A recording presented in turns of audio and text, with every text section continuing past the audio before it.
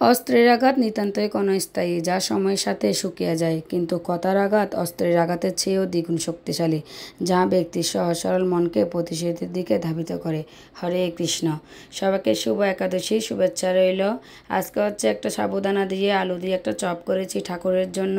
একাদশী রেখে ঠাকুরকে কিছু দিয়ে সেটা প্রসাদ হিসেবে পেলে খুবই ভালো লাগে, তাই ভাবলাম আজকেও সাবুদানার একটু চপ করে নিই। প্রথমে হচ্ছে সাবুদানাটা সেদ্ধ করে নিয়েছি, এটা আজকে ঠান্ডা জল দিয়ে ধুইনি। তারপর হচ্ছে আলু সেদ্ধ করে এটা মেখে নিয়েছি ভালো করে। ওখানে হচ্ছে শুকনো মরিচ কুচি দিয়েছি, ধনেপাতা কুচি দিয়েছি, একটু সন্দুকি লবণ আর হচ্ছে চিনি স্বাদ মতো দিবেন আর কি। তার যেরকম ইচ্ছে মিষ্টি জাল আন্দাজ করে দিবেন আর কি। ঠাকুরকে দেওয়ার জিনিস তো আগে দেখা হয় না খেয়ে, সেজন্য আমি আন্দাজ করে দিয়েছি এটা।